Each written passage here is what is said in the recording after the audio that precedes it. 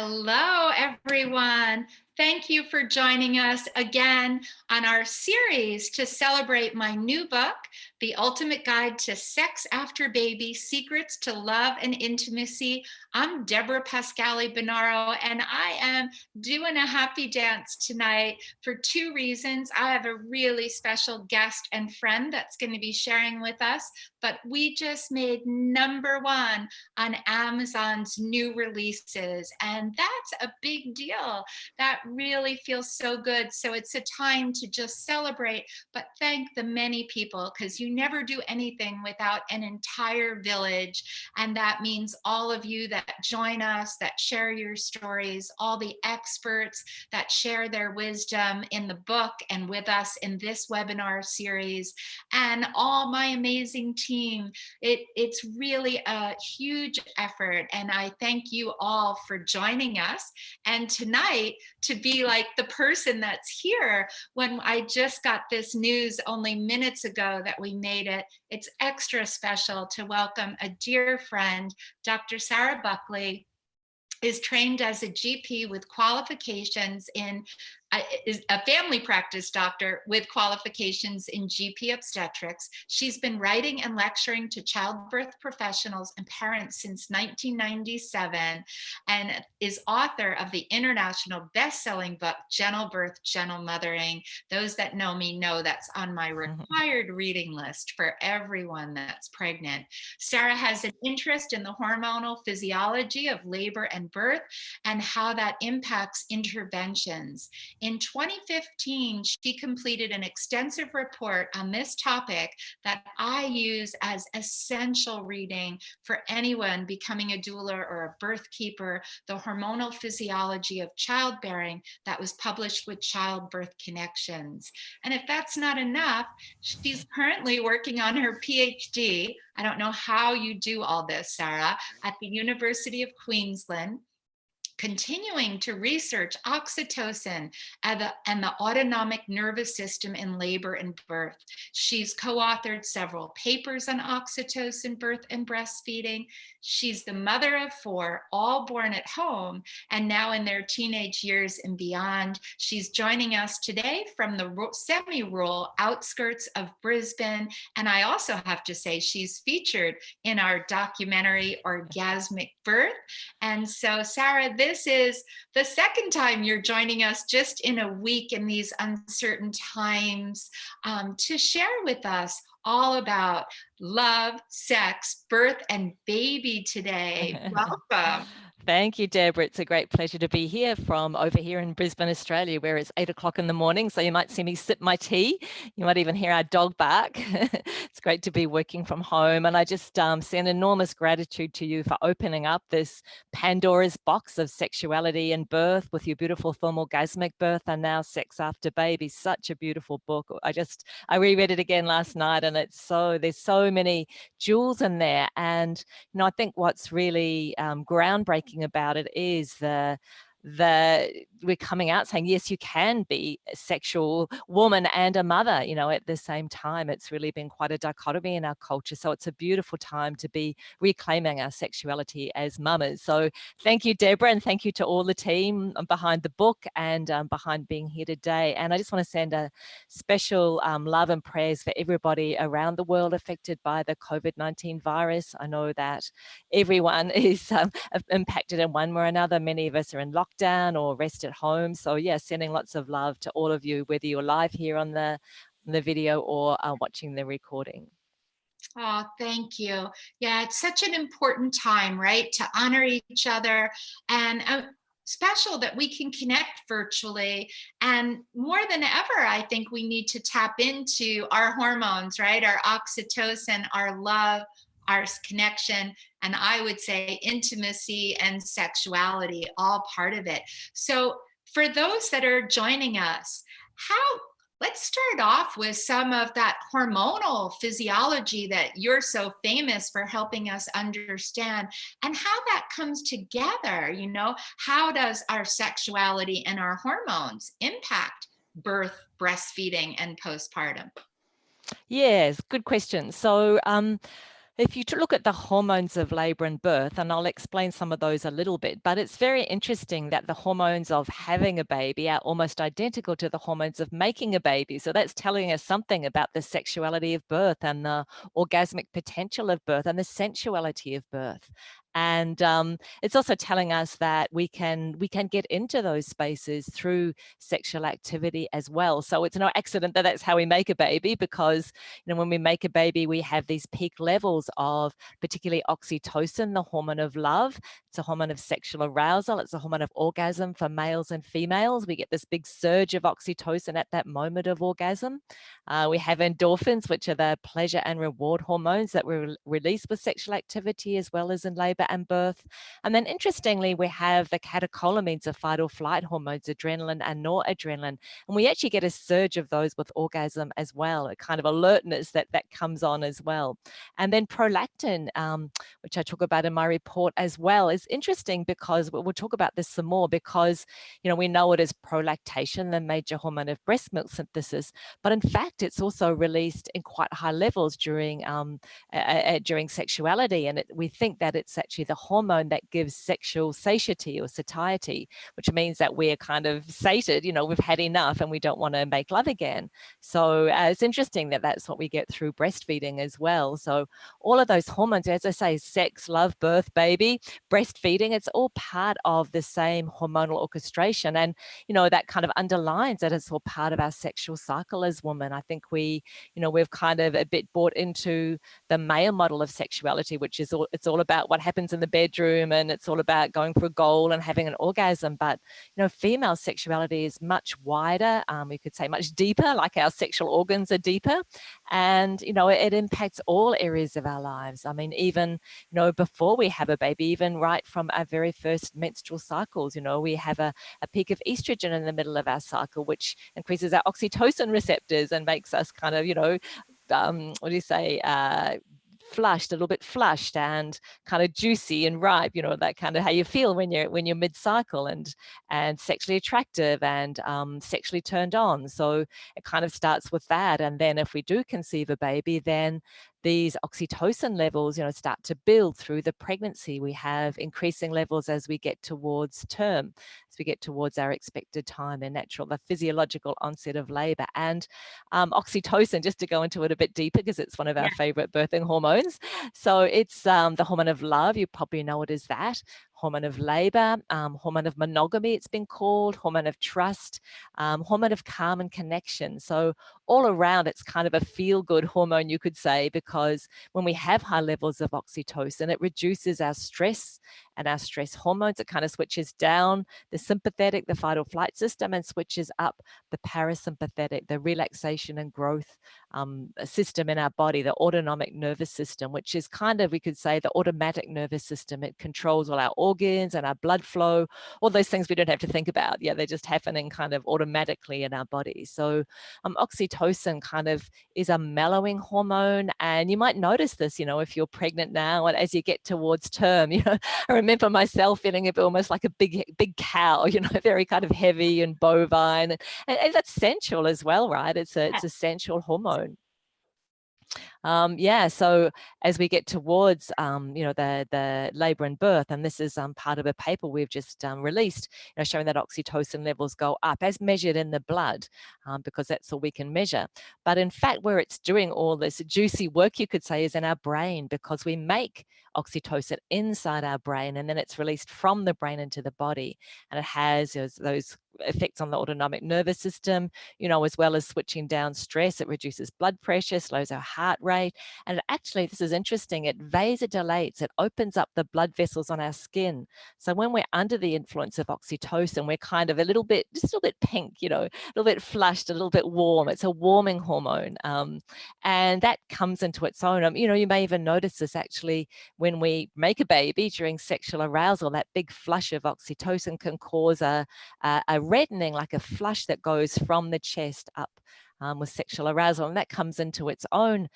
Actually, the intent of it, we think, is when just after birth, when we get this huge outpouring of oxytocin, huge levels of oxytocin activity, not just the hormone, but everything else involved with it, that makes it work very strongly. So these huge releases of oxytocin after the birth give us this vasodilation on our chest wall. And then as our baby crawls up our body and nestles in there, newborn skin to skin, we literally pulse heat to the baby from this vasodilation. So that's the peak of oxytocin in the body, some of the effects of it. But in fact, as I said, the main effects, the primary effects are happening in the brain, where it's calming, connecting, it's pain relieving as well. So that's useful in labor and birth.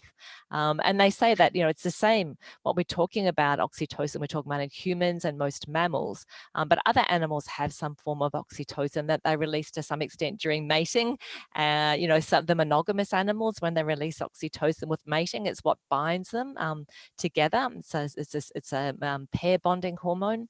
And then even all species, even like an earthworm laying an egg, produces a form of oxytocin. So it's a hormone of it's a hormone family of reproduction and of mating right through the animal kingdom. And so, it's involved with reproduction in all animals. And it's kind of like, this is my own interpretation, it's almost like a hormone of surrender. It helps us to kind of relax and sink in. And they think that that's part of its role in mating as well. It helps the female to surrender to the male and be receptive, so that mating can actually happen. So that's part of our, you could say, sexual repertoires. When we become aroused, it can be a receptivity, because of course that's what our sexual organs do too. We're receptive, we're the female part.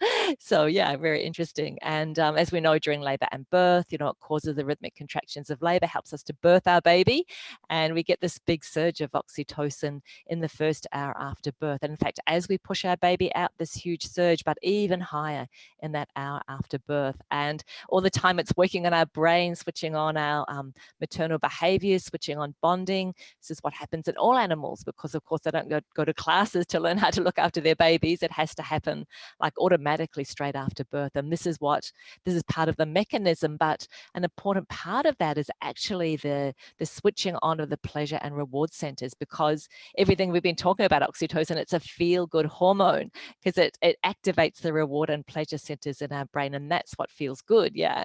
And then we have the surge of that feel-good effect through labor and birth. And then when we meet our baby for the first time, I say it's like the best first date ever, because we're filled with these feel-good hormones. And we, if we're an animal, this is our baby. It's a source of pleasure and reward for us. And then those parts of the brain get fired and wired together. And that's the ideal initiation into caretaking behaviors, because the mother's rewarded and motivated to give that dedicated care that every mammalian newborn needs. So I hope that makes sense to those of you out there, and especially if you've experienced like an undisturbed birth. Birth is challenging. I'm not saying it's a walk in the park, and for some women it is painless, but for some, most of us, it's an intense experience. But then that time after birth, when the uterine contractions finish and we're flooded with this hormone of love and pleasure and reward, and we're meeting our baby and our baby's on our body, and it's just a huge positive feedback cycle where levels are going up and the baby's involved in it, and we're getting this intense bonding experience. And the other interesting thing to say about this is that we believe that oxytocin can be transmitted between individuals pheromonally. If you remember pheromones, they're like hormones that pass through the air. It's like how moths find their mates out there, was how it was first discovered. So they did an experiment where they put 2 rats in a cage, and they dosed one rat with oxytocin actually into the brain, and they found, yes, it had these pain relieving effects. But then they tested its cage mate, and its cage mate also had the pain relieving effects without directly being administered.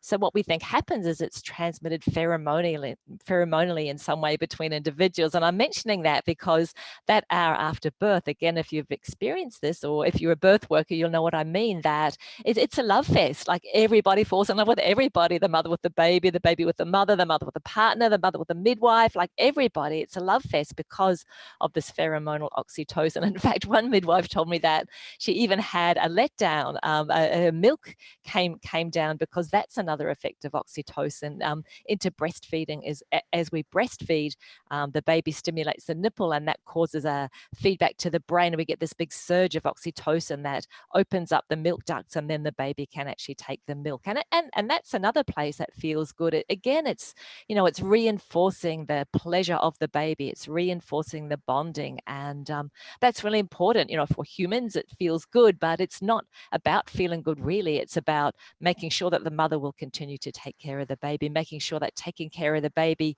feels good. Yeah, so she'll continue to do it. So yeah, obviously, and as I said, oxytocin is a hormone of sexuality. When we're sexually aroused, we release oxytocin. When we have an orgasm, we release oxytocin as well. So, you know, you can see from right from ovulation through to sex, you know, to making a baby, through pregnancy, through to birthing a baby, through to breastfeeding, all these aspects. And in fact, even taking care of your baby, skin to skin with your baby, releases oxytocin. So all of these are actually aspects of our sexuality and our sensuality. They're designed to be pleasurable sensual experiences. Yeah. And so amazing, right? When I heard you say this before, but I can listen to it 1,000 times. For many people, it's new information. But when we consider how, like you say, the same hormones of making a baby, birth a baby, how it's been so long that we've disconnected that, right? Like we often don't talk about that. And how can we honor that sexuality of pregnancy, labor, birth, breastfeeding, and postpartum? What would be some advice you would have to people that are listening that are saying, wait, sex, birth, postpartum, how does this come together? What would you say? Yeah, well, as you say, it's really, if you look at it, if you stand back and look at it, it's really a no-brainer because, you know, we give birth to our babies through our sexual organs. So to think that birth isn't sexual is really, that's the strange idea rather than that it is sexual. But, you know, we've had to kind of desexualize it in lots of ways because we've given birth inside institutions. So, you know, in order for things to happen and for people to do things to laboring women, some of which are necessary, I'm not saying it's not, you know, we've had to be able to kind of put the sexual aspects of it aside, right?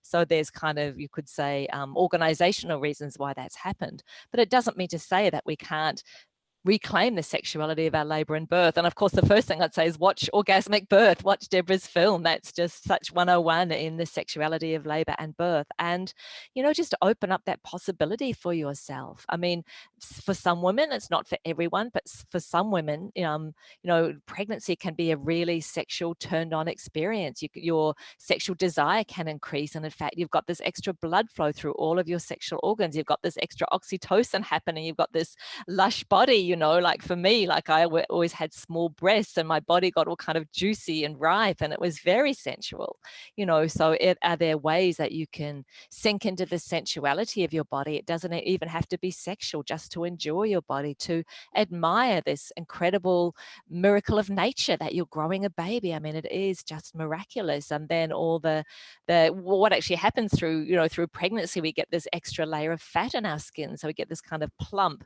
juicy softness that comes into our body. So really, it's kind of enjoying that in yourself. And yeah, and some partners love it. I would say, maybe I could say most partners love it, but sometimes not. So it may be that you are the one that gets to enjoy that yourself. And, you know, I think that a great preparation for labor and birth is sexual activity, because you're kind of working out the system that you're going to be using during labor and birth. And, you know, it's practicing that surrender, really, that that we have to go into in labor and birth. And, you know, trying to have a baby through sheer force of will is a bit like trying to have an orgasm through sheer force of will. Like there's an element of surrender that has to happen and just letting go. So it's great practice, whether you're doing that with a partner or self-pleasuring. I really recommend that in pregnancy. It's beautiful to work out those hormones, to feel the sensuality of your body. And then you've got some great tools for labor and birth as well, right? Because, you know, if things are not going well, if things things are slow in labor and birth, what do you get? You get a synthetic version of oxytocin, yeah, synthetic oxytocin, pitocin, syntocinon. But whereas you could actually get that yourself through sexual activity. Obviously, you want some privacy, but, you know, just being sexually aroused, you know, can increase your oxytocin and help you get through those waves of labor, and also switch on your natural pain relieving effects. So, you know, oxytocin, your sexuality, is a beautiful tool right through your pregnancy and also in labor and birth. And again, watch orgasmic birth. You have anything to say about that, Deborah? It's a good question for you to answer as well, right? No, and you answered it beautifully. I think that we have to start talking about it, right? Like, and that we sterilized it for needed reasons in institutions. But I always say to people, take this literally back into your own hands. And you gave great advice on really bringing up our sexual pleasure and connection in pregnancy and using it as a tool in labor. I'm seeing more and more of the people that watch the film or that I work with, you know, masturbating in labor, touching, kissing, being intimate, finding all the ways that they can bring them their love to their body, to their baby, to their partner, and really love that baby into the world. But that brings us to the next point, because, you know, whatever birth asks of them and what their baby needs, I hear so many different stories from people postpartum that are struggling with reconnecting to intimacy.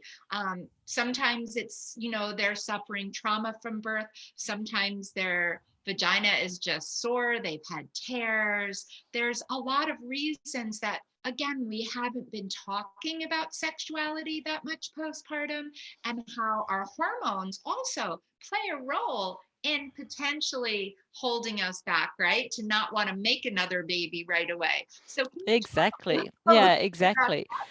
Yeah, so we're talking about aspects in biology that's hardwired into us to promote the survival of the species, right? So we're talking about reproduction here, which is the bottom line. It's why we're all here today, because reproduction's been successful up to this point. And if we look back at mammalian reproduction, that's about 65 million years since the first mammal that we've found. So that's how long human birth has been evolving for. So in terms of survival of the species, it comes down to that this baby that you've just given birth to survives. Yeah, so that is what's going to make the species survive. So there's a lot of evolutionary investment in the survival of the baby. And part of the survival of your baby right here, right now, is that the baby gets well fed, gets a lot of breast milk, gets well looked after. And obviously it would be detrimental to that baby if another baby came along too soon. Yeah, that means your intention will go to the new baby, and your breast milk will go to the new baby. So, you know, there's systems in place, you could say, to make sure that you're looking after this baby and not making another baby. So as you probably are aware, when you through pregnancy, obviously you don't have your menstrual cycles, and then it can take some time, some months, for your menstrual cycles to come back. It seems individual women seem to have a different pattern with that. There probably is some element of nutrition in there, because that makes sense. Like, obviously you've got to have the baseline nutrition to grow another baby. So that may be part of it. But, you know, there's this gap between when you give birth and when you become fertile again. So that's important, because that's about child spacing. Yeah. And it seems that the more that we breastfeed our babies in particular, that's going to delay the start of our cycle. So breastfeeding releases probably prolactin, we think it is, and maybe other hormones involved, maybe endorphins even, that inhibit the return of our cycle. So that's important. You know, we want, or for Mother Nature wants, evolution wants that gap to be as long as possible. You know, ideally, you know, for survival, it's 2 to 3 years for child spacing. So that's the kind of the return of the cycle. Of course, that's important. But the other thing, as I mentioned about prolactin is a hormonal inhibitor of sexual desire. So when we're under the influence of prolactin, when we're making lots of milk, which obviously is a good thing to do as well, you know, our sexual desire can be lower as well. And also because if our cycles aren't happening, we're not getting the estrogen that helps to soften our vagina and make us juicy. So that's why women can also feel a bit dry at that time. We're kind of, everything's on hold. It's not exactly like menopause, but it's kind of a, you know, it's kind of an on hold period in terms of our fertility. So, you know, you could say that And again, I think here we can look at the wider aspects of sexuality rather than saying sex means having penetrative sex, because that might not be what's right for your body. You know, as Deborah said, sometimes, you know, when the baby's born, it can cause a bit of bruising, you know, even tearing, even an episiotomy, stitches in your vagina, in your perineum, and that needs to take time to heal. So it's really about honoring our body and not pushing our body beyond what our body needs. And then if we have some dryness as well, so it,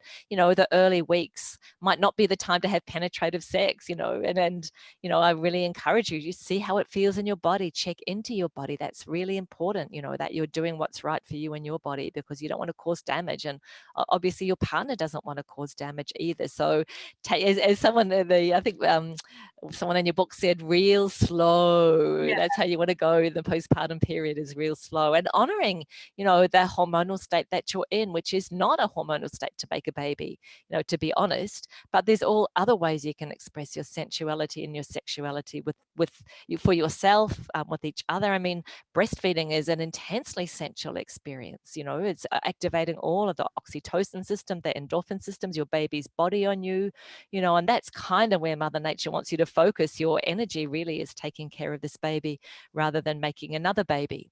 Yeah, and also what we are discovering, and hasn't been a lot of research in this area, but when fathers are involved in the care of their young, it seems like their well, this is true of all species. Actually, prolactin is a hormone of fathering in all species, even birds, penguins, fish, wherever the male's involved in the care of their young, he releases prolactin. So that's kind of damping down his sexual desire as well. And then it seems that when fathers are involved in caretaking, their testosterone levels go down as well. So again, that's kind of inhibiting their sexual desire, or their, to some extent. So, you know, if you're both in the thick of caretaking of your baby, then your hormones are going to be a little bit more synchronized. So that's something that can be helpful. But, you know, what ways can you express your intimacy with each other? I'm going to throw that question over to you, Deborah.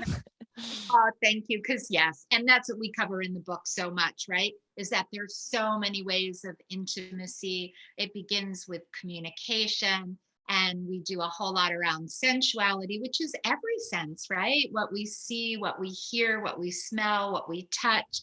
And you led us last week in just a beautiful kind of hug for ourselves, right? In just those moments of being able to be together and find other ways of connection that still bring our love, making those moments of eye contact and sharing our words.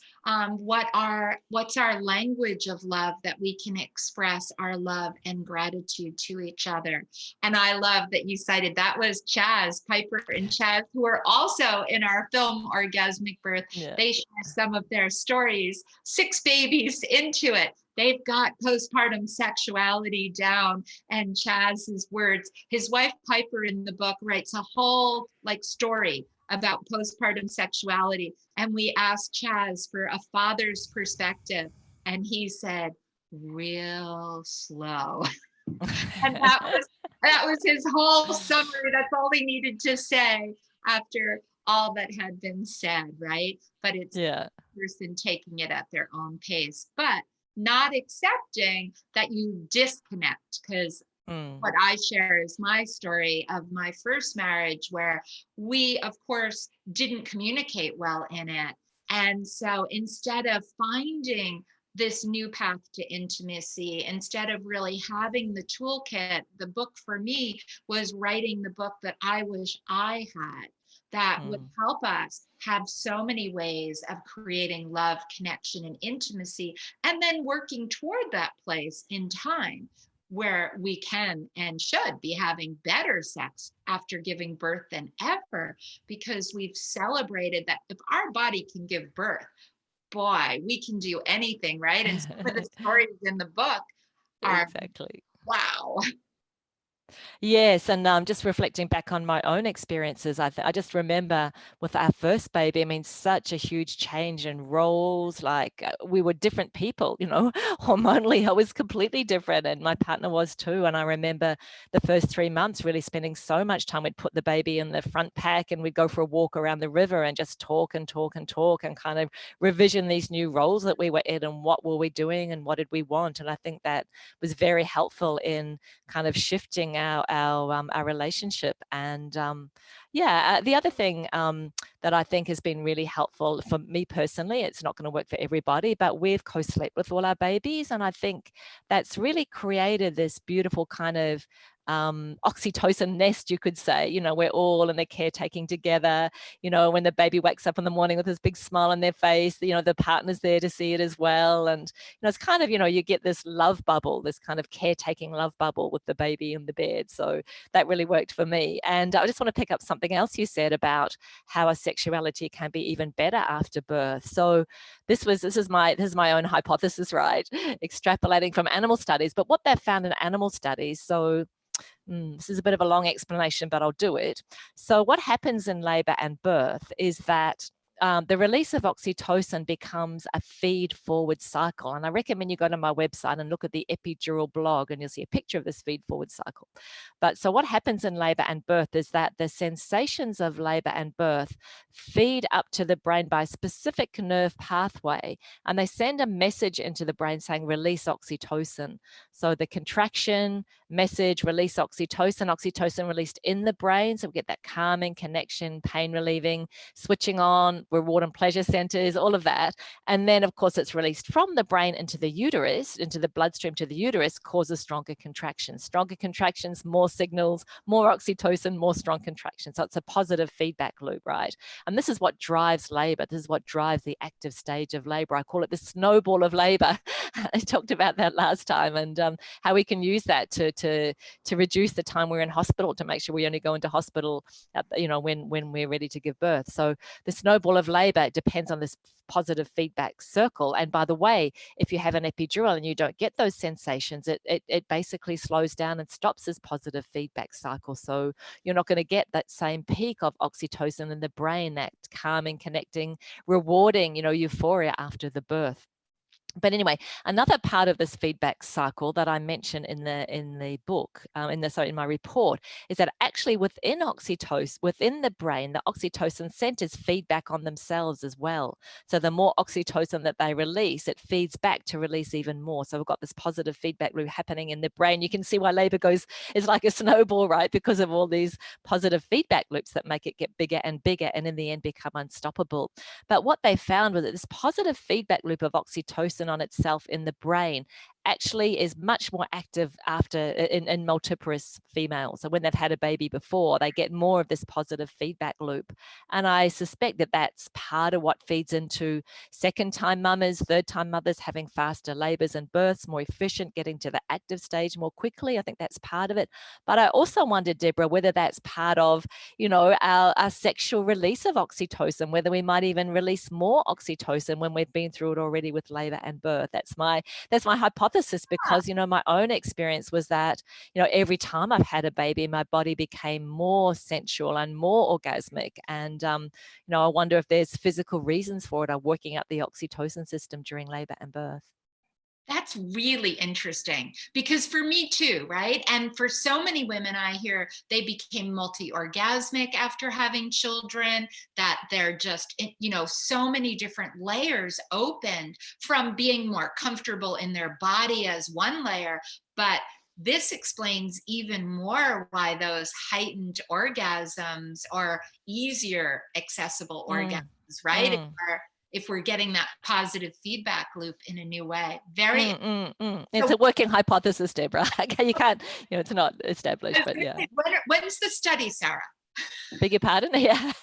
Well, we'd have to do it in women, wouldn't we? That would be tricky, but no, maybe we could find that, you know, you release more oxytocin. I don't know. At any rate, you know, that's it. Kind of, I picked that up because it, as you say, you know, women do describe this. And I think, you know, as you say, it's also that sense of empowerment. My God, if I can do this, I can do anything. And I can respect, a profound gratitude for this body, you know, that's grown a baby and birthed a baby. It's just the most incredible experience, no matter how it happens, right? Even if you're having a cesarean birth, you may miss on some of these hormones, but goodness me, your body's done this incredible thing of growing this baby as well. So yeah.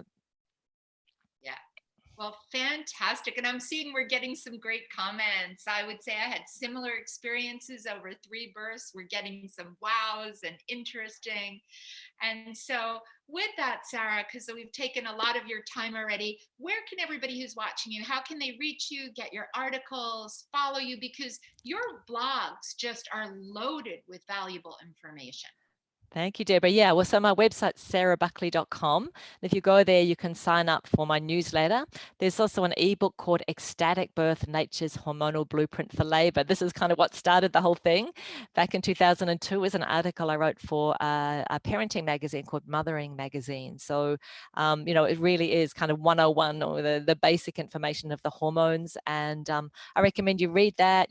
If you have a partner, get your partner to read it too, because it's very kind of logical information. And often if you've got a male partner, they'll go, oh yeah, that's why natural birth makes so much sense, because you kind of get the science behind it. So I recommend that. There's also my blogs, as Deborah mentioned, and a whole lot of information there. You can look at my book. I've also got a DVD called Secrets of Happy Babies you can get from my website as well. So lots of good stuff there. And if you sign up to my newsletter, you'll get notified when a new blog comes out as well.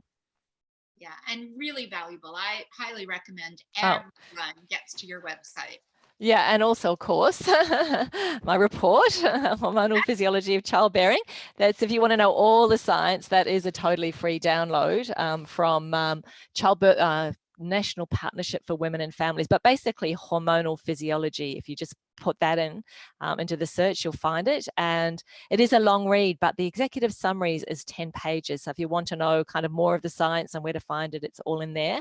And also, of course, my book, Gentle Birth, Gentle Mothering, available at Amazon and everything there. So that's got a really nice chapter in there. That's a bigger version of it than the ecstatic birth, but also a little bit smaller, a bit smaller than the report. So if you want a kind of digestible version, it's in Gentle Birth, Gentle Mothering. And I also have chapters on epidurals, on cesareans, on home birth, lots of juicy stuff in there, and my own birth stories, actually. Yeah.